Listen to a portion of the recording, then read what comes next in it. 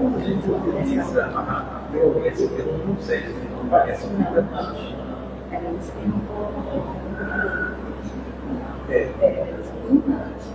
Aí você volta por isso que a gente só com mais pode ver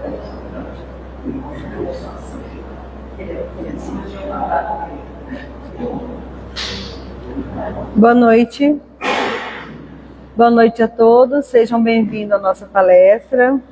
Boa noite também aos nossos amigos internautas, né, que estão assistindo pelo Instagram. Hoje eu vou ler a mensagem do livro Pão Nosso e o capítulo 85, que é E o Adultério. Mais alto? Tá. Tema principal. Pondo-se-a no meio, disse-lhe: Mestre, esta mulher foi apanhada no próprio ato, adulterando. É do Evangelho de João, capítulo 8, versículo 4. O caso da pecadora apresentada pela multidão a Jesus envolve considerações muito significativas, referentemente ao impulso do homem para ver o mal no próprio semelhante, sem enxergar a si mesmo. E entre as reflexões que a narrativa sugere, identificamos a do errôneo conceito de adultério unilateral. Se a infeliz fora encontrada em pleno delito, onde se recolhe o adúltero, que não foi trazido ao julgamento pelo cuidado popular? Seria ela a única responsável? Se existe uma chaga no organismo coletivo, requisitando intervenções a fim de se extirpar, em que furna se ocultava aquele que ajudava a fazê-lo? A atitude do mestre naquela hora caracterizou-se por infinita sabedoria e inexcedível amor. Jesus não podia centralizar o peso da culpa na mulher desventurada e, deixando perceber o erro geral, indagou dos que se achavam sem pecado. A grande espontânea silêncio que então se fez constituiu resposta muito eloquente que qualquer declaração verbal. O homem e a mulher seguem no mundo com tarefas específicas que se integram, contudo, num trabalho essencialmente uno dentro do plano da evolução universal. No capítulo das experiências inferiores, um não cai sem o outro, porque ambos foram concedidos igual ensejo de santificar-se. Se as mulheres desviadas da elevada missão que lhes cabe perseguem sobre triste destaque no caminho social, os adúlteros continuam ausentes na hora do juízo, tanto que no momento da cólera, sugestão de Jesus. Convido a todos para fechar os olhos para fazermos uma prece. Querido Deus, queremos neste momento te agradecer por mais um dia de vida, te agradecer por estarmos juntos aqui, em tua casa, em busca de conhecimento, de um pouco da tua palavra, da sabedoria, para que possamos ser exemplos para os nossos familiares, nossos vizinhos, para aqueles que nos conhecem. Que o Senhor possa entrar em nossos corações todos os dias e nos livre de todo mal. E que o Senhor conhece o nosso coração. E que possamos ter a sabedoria de reconhecer o que nos afasta e o que nos aproxima de Ti, Senhor. Fique conosco hoje, agora e sempre. E que assim seja. Vou convidar o nosso amigo Marcelo, para fazer a nossa palestra. Obrigada. Você vai passar para eles? Obrigada. Deixa eu colocar ainda assim. Aqui. Tem que descer.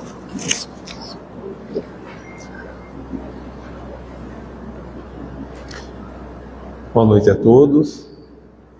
É com muita alegria que eu retorno a esta casa. Para quem não me conhece, me chamo Marcelo Augusto e sou colaborador no Centro Espírita Laços da Eternidade. E nesta noite, a convite da Sheila e do Neio, nós retornamos para tratar de um tema muito interessante. Consequências é o tema da reflexão nesta noite. Esse tema encontra-se no livro Sol nas Almas e trata da lei de causa e efeito. Iniciando, nós, em algum momento, perguntamos: o que fizemos no passado? Muitos de nós, ou já falamos, ou já ouvimos alguém falar, quando o momento não é tão agradável, nós falamos assim: eu devo ter jogado pedra na cruz. Não é possível. Tudo que eu pego dá errado, tudo que eu faço não vai para frente. Então a gente acha que as consequências que ocorrem conosco é só as coisas ruins.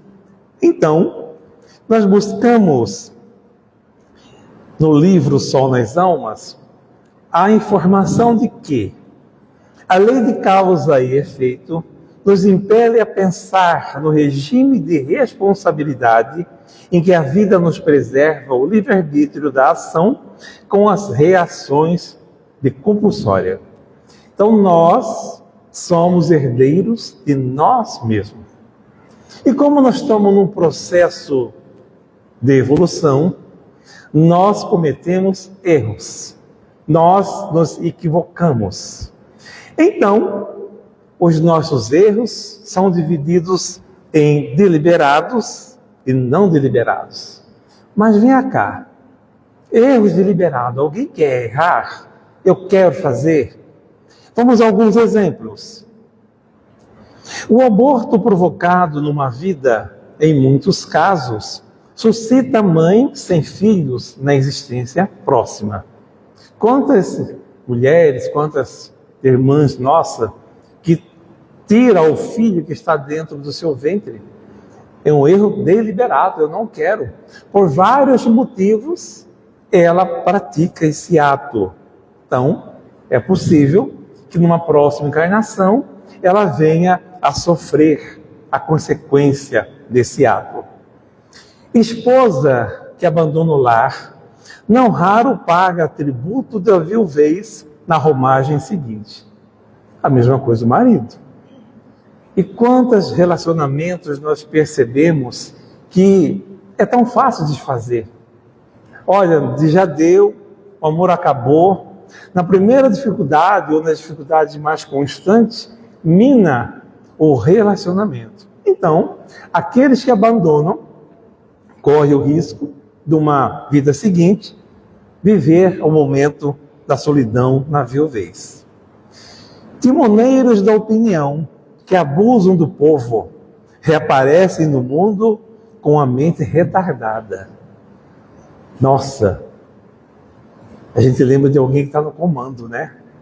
Como que está ou que estão os comandantes do planeta? O que eles estão fazendo? Sendo em nosso país ou sendo em outros, o povo, aquele que sofre, né? E a pessoa tendo o poder de arrumar, de ajudar, de auxiliar, ela não faz. E essas pessoas comprometidas com o poder, possivelmente, numa encarnação seguinte, terão a mente retardada, segundo o André Luiz. E nós temos os erros não deliberados. O que é isso? Oh, desculpa, foi sem querer, eu não percebi, pensei mal. Mas o que é erro deliberado, segundo o André Luiz? Erros não deliberados são falhas humanas, equívocos ou descuidos cometidos sem intenção de causar dano. Embora involuntário, as consequências podem ser graves, variando de problemas administrativos a acidentes fatais. E nós vivemos errando o dia todo, todo momento. Alguns erros têm consequência, outros acabam não tendo naquele momento. Mas quando nós repetimos isso, em algum momento nós arcaremos com as consequências. Então, um exemplo é: esquecer uma panela no fogo pode resultar em um incêndio doméstico. Colocar o celular, a tomada ali, deixar ligado. E a gente vê no noticiário todos os dias, né? Não, mas comigo não vai acontecer. Absolutamente. Eu só vou ali embaixo e volto, deixei a vela para o santo aqui, não vai acontecer nada, não tem nem vento. Está lá o incêndio na casa, o incêndio no apartamento. Passar no farol vermelho por distração causa acidentes de trânsito graves. Mas você está dirigindo e está distraído. Já repararam? Aqueles que dirigem, como que está a nossa mente naquele momento? Muitas vezes eu estou pensando lá no objetivo, o que é que eu vou fazer quando eu chegar em tal lugar. Eu não estou atento muitas vezes ali. Então, muitos acidentes, tirando o excesso de velocidade, esse dia a dia nosso aí, a gente acaba causando porque estávamos distraídos, né? Erro na medicação, dosagem ou troca. Tomar um remédio errado por confusão visual pode levar a complicações de saúde severas. A gente está o dia todo precisando ficar atento às nossas atitudes. Quantas vezes você sai de casa e fala: será que eu desliguei o fogo? Será que eu fechei o filtro?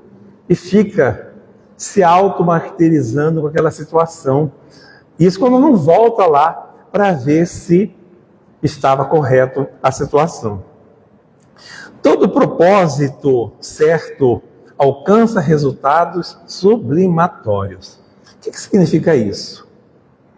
Quando chega para nós as consequências dos atos, nós precisamos entender que nos pertence. Então, o André nos lembra: moléstia tolerada resignadamente dá motivo à formação de corpo harmonioso e robusto na volta da alma à esfera física. Então, se eu comprometi o meu corpo físico nesta encarnação, a tal ponto que não tem como eu restituir a saúde e resistir com serenidade, com compreensão, os efeitos daquilo que eu pratiquei, num próximo corpo, numa próxima encarnação, o meu corpo será harmonioso. Devotamento ao próximo, mesmo na fase terminal de longa marcha humana, traz o prêmio da simpatia e de vantagens inúmeras na reencarnação que se lhe sucede. Então nós temos oportunidades de ajudar os nossos entes queridos, ou dedicar alguma entidade que ajuda as pessoas em sofrimento. Mas aquele que fica ao lado de uma cama, de um ente ali por longos anos, com dedicação, ele angaria a simpatia dos nossos irmãos desencarnados. A abnegação em Calvário doméstico granjeia afetos mais respeitáveis e mais puros na instância futura. Casamento, relacionamento. Hoje a gente tem a divulgação dessas agressões contra as mulheres, né? Parece que aumentou, não, parece que aumentou foi a divulgação. Sempre teve.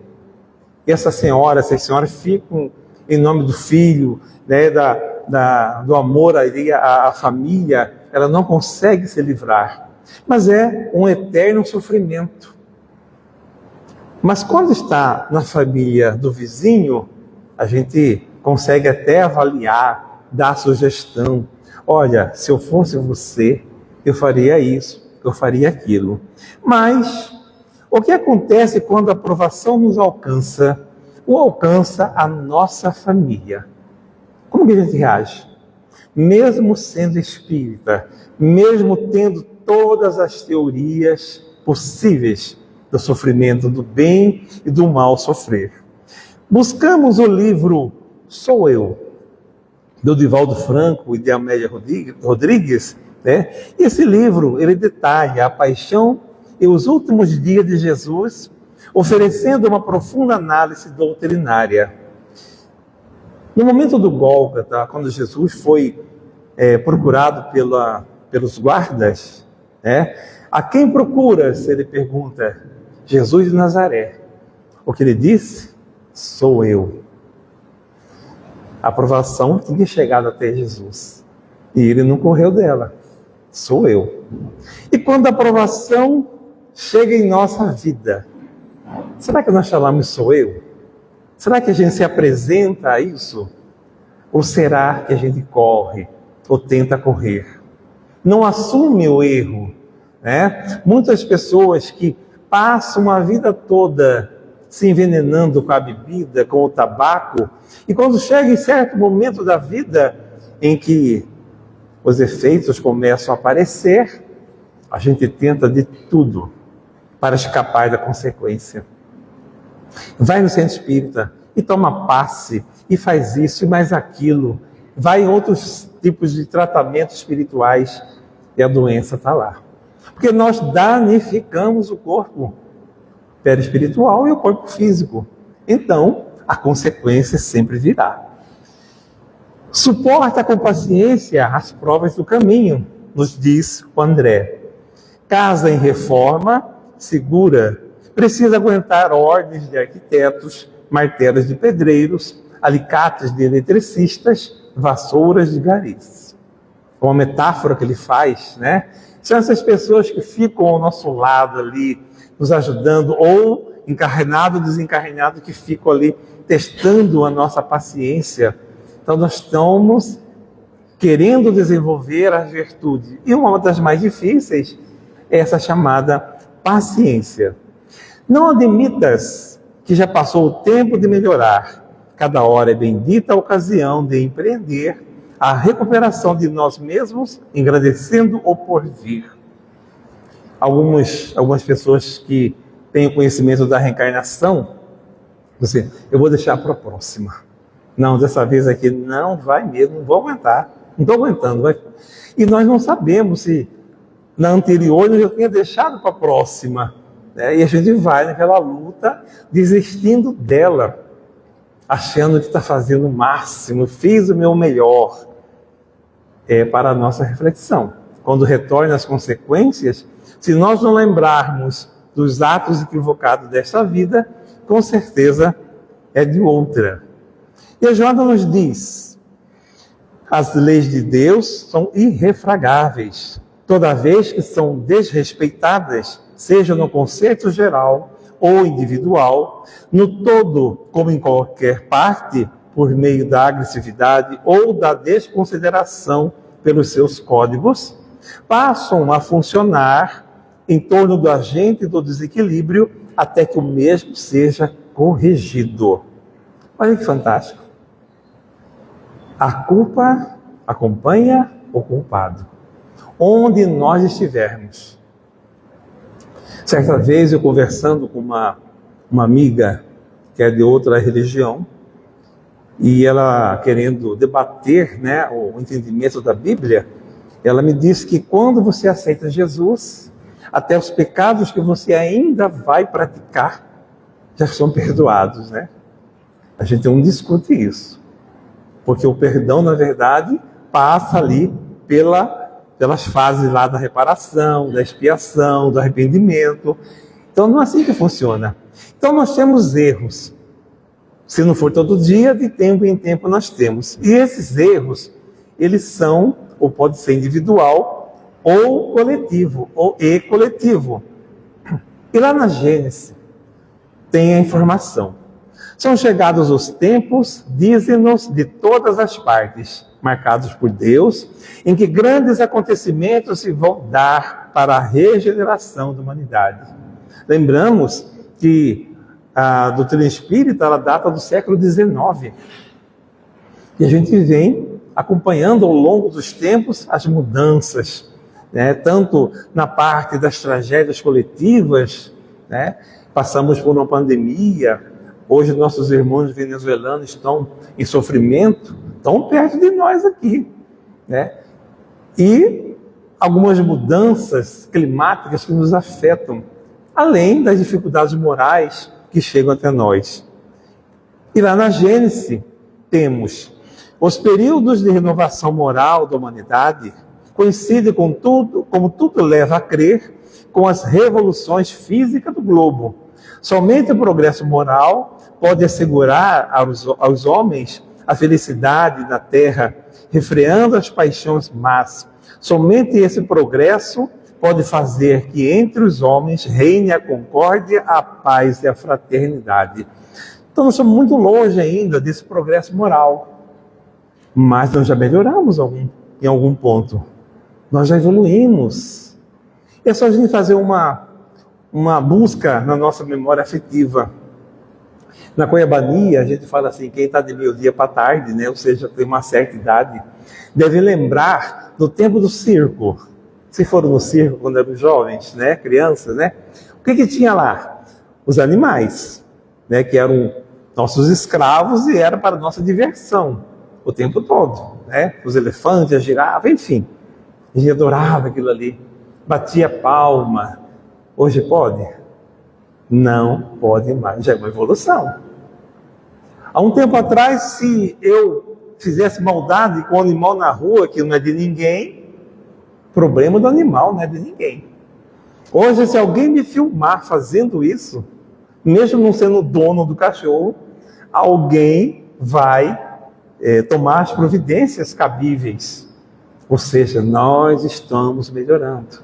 As leis estão mudando para refrear aquele que ainda insiste no erro. Mas é melhor do que uma coisa que era legalizada e hoje não é mais. Mas o sofrimento chega. Assim como chegou ou está chegando para os venezuelanos, pode chegar para nós. A gente acha que estão uma placa tectônica inteira, né? Graças a Deus nós moramos no Brasil. Mas em Rondônia tremeu a terra. É o reflexo, né? Mas onde está a nossa amorosidade? O nosso sentimento de fraternidade com os nossos irmãos vizinhos, que estão lá perdendo tudo em sofrimento, um país já devastado por má organização, ainda passa por essa provação. E nós fazemos alguns questionamentos. Podem as calamidades ter alguma utilidade? Se Deus é tão bom, por que Ele permite que haja calamidade? Será que todos os que morrem numa grande calamidade deveriam estar lá e morrer mesmo? Numa mesma calamidade, morrem bons e maus. Será que isso é justo? Ou será que o mundo, numa mesma calamidade, morre igual? Será que todo mundo, numa mesma calamidade, morre igual? Nós estamos falando aqui das expiações coletivas. Se vocês buscarem, eu acho que é na Disney, para quem tem canal fechado, um documentário sobre o tsunami de 2004 ocorrido na Ásia. É muito interessante a gente ver, para ter empatia com aqueles irmãos que sofreram tanto, né? E nos mostra muita lição ali de solidariedade. Eu recomendo, se vocês puderem assistir. Então, falando da expiação coletiva, como que funciona isso? A própria espiritualidade trabalha para que, de alguma forma, as pessoas que precisam passar por esta experiência estejam ali reunidas no momento exato em que se deu o flagelo. Ninguém morre por acaso. Quantos não pertenciam àquela região estavam lá de férias e deixaram seus corpos lá? Quantos que eram para ir e não deu certo? Não foram. Ano que vem eu vou, não vou agora. Justamente porque estava fora da relação dessas consequências.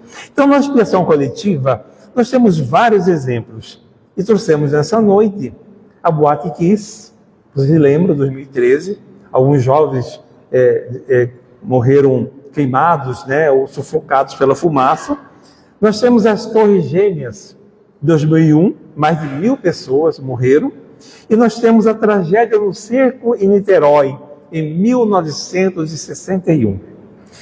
Dos dois primeiros acontecimentos, das duas primeiras tragédias, nós não temos informações do plano espiritual, pelo menos com fidelidade, qual foi o efeito, a causa que colocou aqueles jovens lá, ou que colocou as pessoas naquelas torres, né? Mas, da tragédia do circo, nós temos sim informação do espírito Humberto de Campos, no livro Crônicas do Além-Túmulo.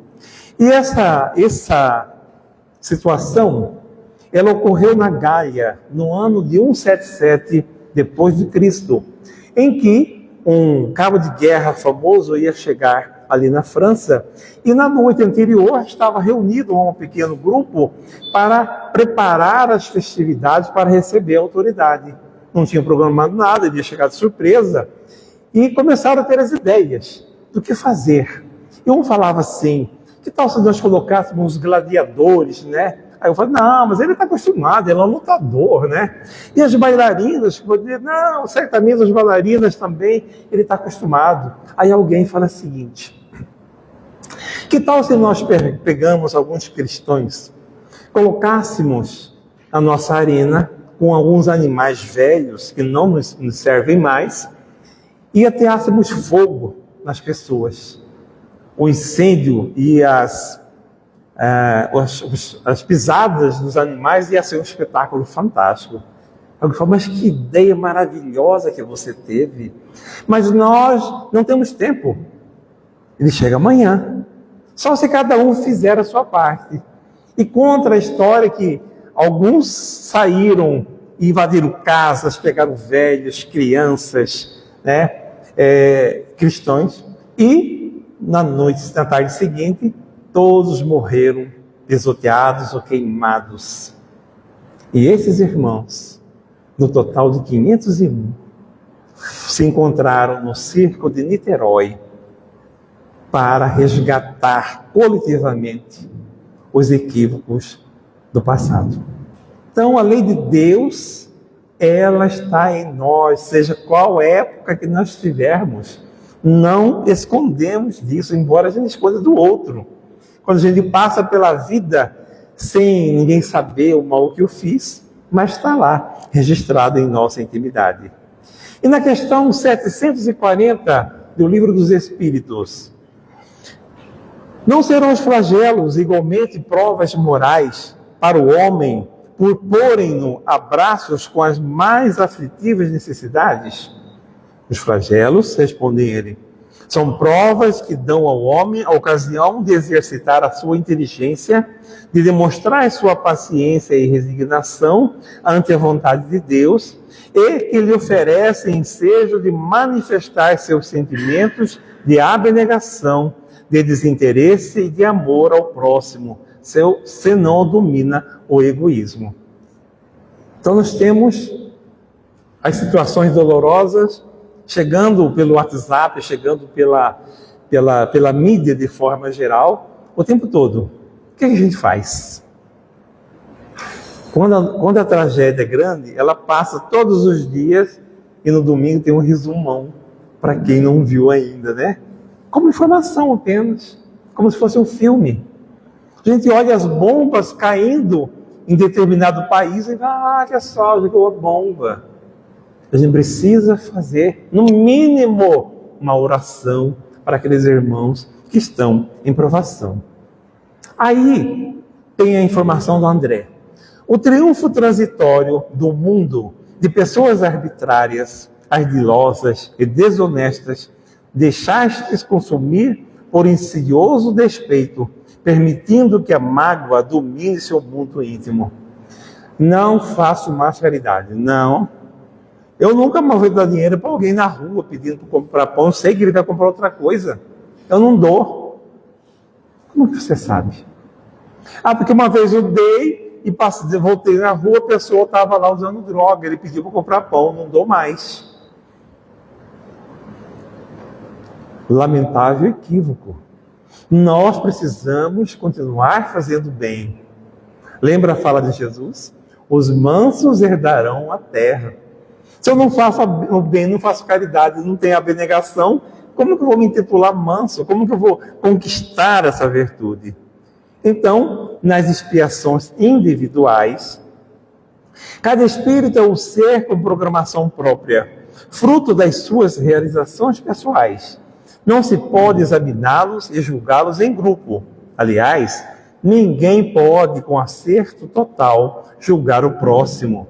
É conveniente que faça sua parte em seu programa existencial, prosseguindo sem desfalecimento e nem desonra.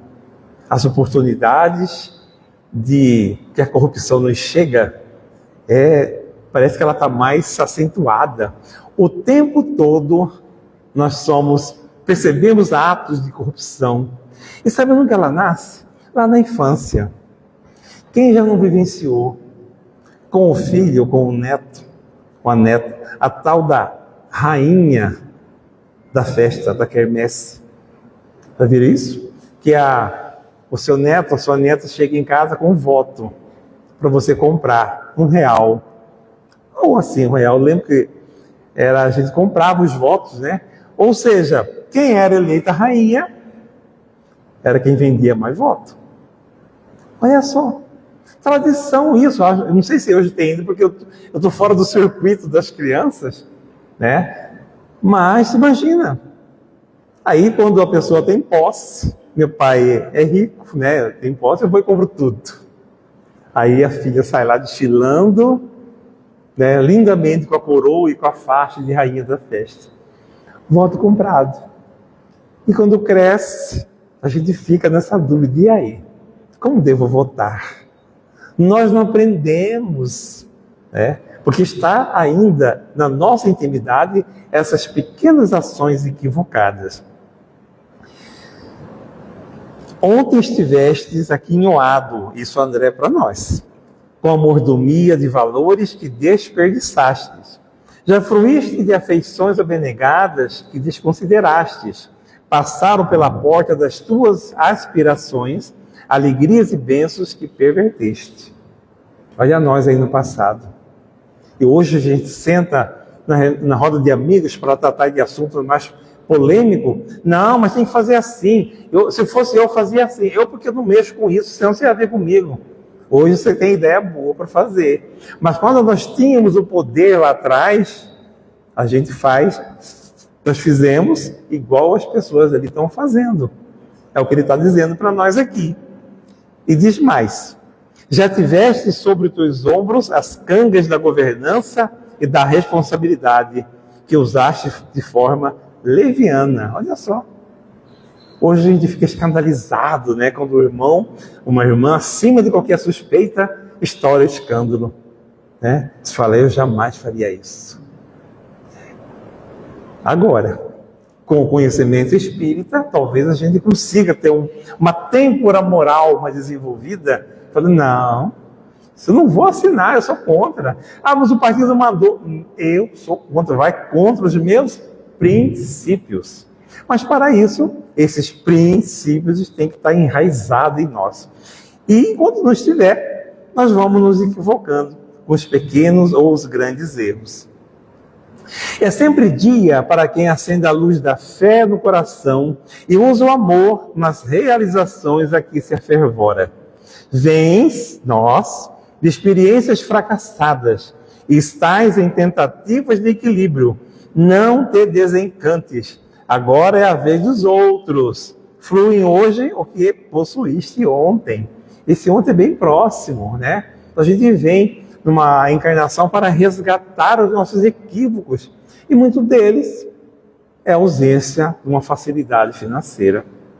Conta certa vez o Raul Teixeira, professor, né, que ele estava em cima de um trio elétrico, instigando os companheiros, os colegas, numa greve, já que ele era professor e estava lá acima. Em determinado momento aparece o Camilo, o mentor dele. E ele vai ficando encabrunhado com aquilo ali. Eu falei, o que ele está fazendo aqui agora? Eu não estou numa palestra espírita, eu estou cuidando da matéria. Né? Aí ele foi baixando a bola, a voz, né? Aí o Camilo chegou perto dele e falou assim: você vai dizer para eles que nas vidas passadas Eles receberam, eles não trabalharam. Agora eles estão vindo para trabalhar e não receber. Só vão receber uma ajuda de custo. Então, professor, se tiver algum presente aqui, só recebe ajuda de custo. Porque luta e o salário não melhora, né? Aí, a questão da fala de Jesus. Se você é fiel no pouco, você será fiel no muito. Porque quando o professor, que, olha, me paga mal, sabe uma coisa, eu não vou dar aula coisa nenhuma, abra da página tal, prova amanhã, prova em grupo, prova em triplo. Ele não está resgatando. Não está tendo a resignação, ele tem que amar a profissão, mesmo ganhando mal. Porque ele já ganhou na outra encarnação. A gente precisa, embora lutar pelo bom salário faz parte das nossas lutas, da nossa vida, mas se não tivermos, vamos trabalhando dignamente para que numa próxima encarnação nós possamos usufruir melhor. No livro Tempo de Deus, do Espírito Camilo, eu achei uma fala muito interessante. E falei, vou trazer isso aqui porque é fantástico. Ela é direcionada aos nossos governantes. Se soubesse da responsabilidade que amarra os administradores da coisa pública, do erário, se pudesse avaliar os complicadores criados para o futuro próximo, quando se malbarata a confiança alheia, após tê-la conseguido à custa do sorriso mentiroso, de promessas impossíveis de cumprida, ou do verbo tão cínico quanto sedutor, com certeza abriria mão dessa taça de sofrimento que deverá ser sorvida pouco a pouco e procuraria agasalhar-se nas telas da honestidade, da honradez, da simplicidade, destacando-se pelo espírito de serviço, por meio do qual representaria os interesses do Criador para a sua criatura nos painéis do mundo. Olha a importância daquele que é ligado ao poder, comprometido com o poder, que nós já o fomos. Quantas vezes o próprio André colocou. Mas esses irmãos, que estão aproveitando da posição da política, da posição do poder, para levar dor e sofrimento aos outros, olha só o que espera, a consequência que espera por eles. Deveis considerar-vos felizes por sofrerdes, visto que as dores deste mundo são o pagamento da dívida que as vossas passadas faltas vos fizeram contrair, suportadas pacientemente, em destaque, na terra. Essas dores se vos poupam séculos de sofrimentos na vida futura. Deveis, pois, sentir-vos felizes por reduzir Deus a vossa dívida, permitindo que a saldeis agora, o que vos garantirá a tranquilidade no porvir. Mas existe uma fórmula ali. Suportadas pacientemente. É difícil. Se a gente tiver a resignação, saber, na fala de Jesus, eu lembrar que não há uma só folha que caia que o Pai não saiba. A gente sabe disso, né? Mas a hora que a dor chega assim, a dificuldade chega, não é possível. O que está acontecendo? E nós sofremos o tempo todo. E nós queremos ser livres, nós queremos ter a liberdade. O que se considera uma pessoa livre hoje em dia? Pessoa livre, alguns podem dizer assim, olha, a pessoa que tem um bom emprego, uma estabilidade emocional, tem uma boa família, tem o seu carro do ano, tem um bom salário, pessoa livre, eu consigo sobreviver. Mas o que é ser livre? Emmanuel nos diz, em Fonte Viva, só existe verdadeira liberdade na submissão ao dever, dharma, fielmente cumprido. Conhecer, portanto, a verdade é perceber o sentido da vida. E perceber o sentido da vida é crescer em serviço e burilamento constante. Dharma, dever. O que nos trouxe a este plano físico? De volta. Qual a nossa obrigação? Ah, eu cuido dos meus filhos, dos meus netos, minha família, minha obrigação é meu lar. Será que é só isso? Nós viemos apenas para cuidar da família, dos mais próximos? Como nós queremos a liberdade se nós não cumprimos a nossa obrigação? Então, o Emmanuel explica. O Dharma é o seu propósito na vida. Descobrir esse propósito é ter contato com a expansão da consciência e o despertar do amor, pois a consciência se expande através dele. É encontrar o que veio fazer no mundo, o que está inteiramente ligado à essência. A essência do ser humano é o amor, que pode se manifestar de várias formas. Então, quem cumpre o seu dever, ele tem dever dharma, ele tem um karma bom. Nós associamos muitas vezes o karma é uma coisa ruim, né? Oh, fulano é meu karma, fala meu karma, né? E karma significa efeito. É a consequência e o resultado de uma ação, de uma decisão tomada pelo indivíduo. Ter um karma equilibrado mostra que o indivíduo está cada vez mais próximo de viver em harmonia com o Dharma e dispor de alguma liberdade de boas escolhas para um propósito maior. Eu sou equilibrada, eu cumpro o meu dever.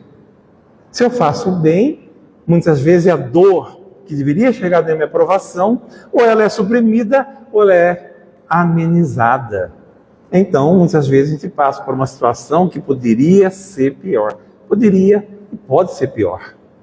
Então, é o verdadeiro sofrimento. É quando você não cumpre seu dever, porque nós já fizemos de errado no passado, pela lei de causa e efeito, vai retornar para nós. Então, quando se é responsável pela infelicidade alheia, ao trair-se a confiança, ao caluniar-se, a investir contra os valores éticos do próximo, semeando desconforto ou sofrimento, levando-o ao poste do sacrifício ou à praça do ridículo, a isso chamaremos desgraça real, porque o seu autor não fugirá da própria e nem da consciência cósmica. Está lá no Evangelho. A desgraça real. Então nós temos as consequências que nos acompanham a vida toda. Qualquer ganho desonesto, qualquer triunfo, nos diz André, que resulta da circunstância má para os outros, ou desperdício e abusos ante tantas misérias, entre outros, constituem fatores propiciadores de dolorosos efeitos, que um dia ressurgirão em copioso pranto, em angústias acerbas, em solidão e deformidade de toda a ordem. Lei de causa e efeito. Mundo de provas, de expiações. Por isso que a gente vê tanto sofrimento o tempo todo. Sem falar aqueles ocultos, né, que a mídia não divulga, mas que existem. Ou na nossa família, ou próximo dela. É da lei divina que a culpa deve acompanhar o culpado. Aquele que erra gera uma dívida que deve ser paga pela necessidade de reajustar-se perante a lei, reeducando-se no respeito às leis soberanas da vida e aos valores humanos desrespeitados. Onde está escrita a lei de Deus? Na consciência. Então eu sei, nós sabemos o que é certo, o que é errado. Não precisa estar escrito, né? Mas se escreve para nos lembrar. Quando nós cometemos alguns erros pequenos que gera consequência, a gente também sofre isso aí, sem perceber. É certo parar no lugar do deficiente, do idoso? Claro que não. Mas assim, eu estou chegando ali, é só 5 minutos, eu só vou lá dentro e volto. O que tem? Não vai chegar nenhum idoso agora. A gente para. E a gente vê quando você chega assim, em algum momento, quantas pessoas saem dali não fazem jus àquela reserva, né? Mas está ali. São coisas assim, erros pequenos, mas vai acumulando, né? Nós não sabemos se a justiça divina vai somando tudo, né? E cobra assim um boleto mais pesado. Então a gente precisa ter a consciência de andar certo. Somos escravos do nosso passado, porém somos senhores do nosso futuro. E lá em Obras Póstumas, né, Clélia do Plantier Espírito, ela nos diz o seguinte, que o homem existe visto sobre 3 aspectos: o indivíduo, o membro da família e o cidadão. Sobre cada um desses aspectos, ele pode ser criminoso ou virtuoso. Tem pessoas que são excelentes pais de família, mas é um déspota lá no serviço. Ou então ele faz muita coisa boa e fora, mas na família é de difícil convivência. Então nós precisamos manter o equilíbrio. E ela continua. Existem as faltas do indivíduo, as da família e as da nação. Cada uma dessas faltas, qualquer que seja o aspecto, pode ser reparada pela aplicação da mesma lei. Então nós, irmãos de caminho, temos a oportunidade de errar sozinho ou errar coletivamente. Conforme a nossa participação, nós arcaremos com a consequência. E nós buscamos, para nós encerrarmos, Mahatma Gandhi, que ele aponta 7 perigos para a virtude humana. Riqueza sem trabalho.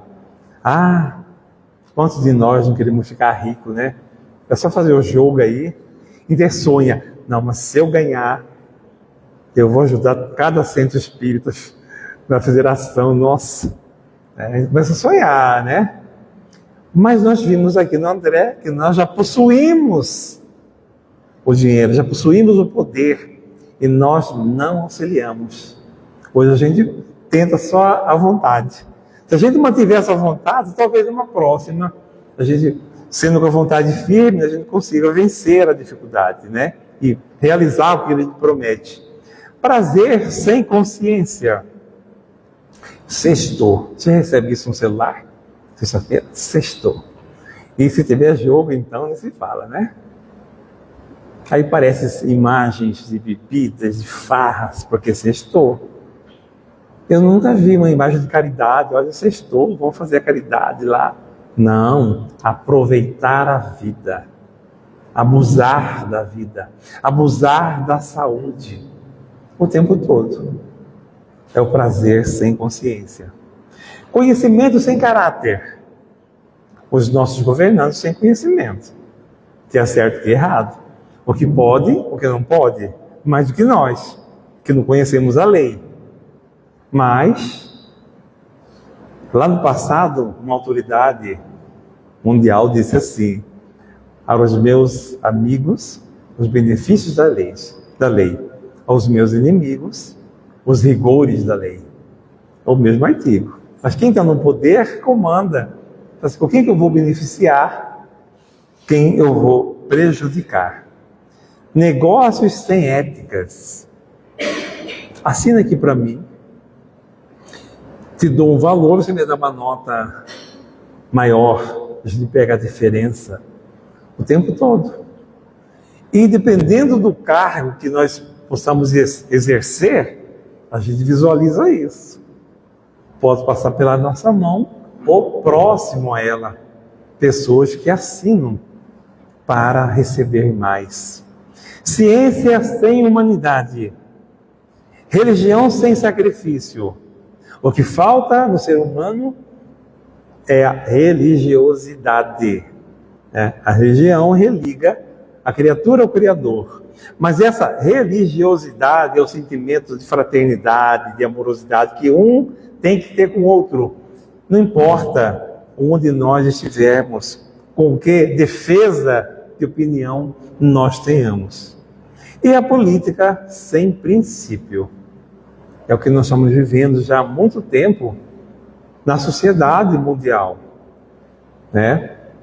Ele precisa exercitar o nosso direito quando formos fazer a escolha e buscar analisar realmente o passado das pessoas que buscam assumir a direção de um país. É complicado, mas precisamos fazer a nossa parte. E assim, os erros humanos decorrentes da cólera incontrolável, do egoísmo obsessivo, das viciações inconsequentes, da sexualidade irresponsável, da maldade premeditada, às vezes com requinte de sadismo, são os vetores responsáveis pelos débitos morais que se acumulam nos bancos imperecíveis da nossa memória espiritual. Então, meus irmãos, finalizamos fazendo a reflexão mais profunda com relação à consequência.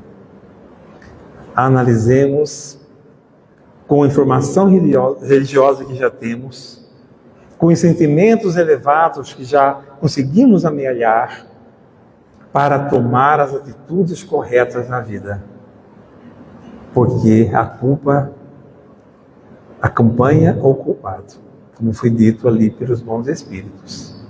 E nós, como espíritas, trabalhadores, frequentadores, que a lição de Jesus renovada, revivida e relembrada possa ficar com mais firmeza em nossa intimidade, para que o Dharma seja realizado. Assim nós teremos um karma mais ameno. Muita paz a todos. Vamos orar.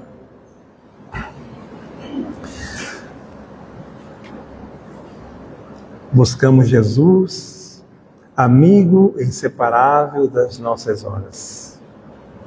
Aqui estamos, Senhor, reunidos em Teu nome, felizes pela possibilidade que nos concedestes de estar explanando o Teu Evangelho.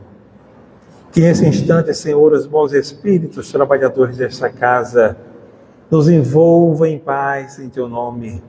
Derrame sobre nós as bênçãos, através do passe, do envolvimento de paz, fortalecendo a nossa fé na busca do conhecimento, da verdade, para que ela nos liberte da ignorância e possamos, Senhor, caminhar na nossa estrada evolutiva com mais tranquilidade, mais serenidade. Envolva nesse instante, por acréscimo da vossa misericórdia, os nossos irmãos venezuelanos que passam pela dificuldade da aprovação coletiva, Senhor.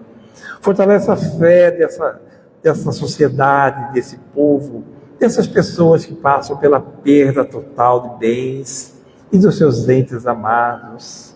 Que os bons espíritos possam envolver a todos nesse instante.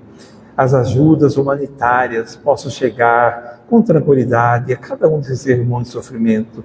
Que eles possam ter a paz, retornar à sua paz interior, na confiança em Deus, na confiança em Jesus, que tudo passa nessa vida e que essa paz nos envolva a todos.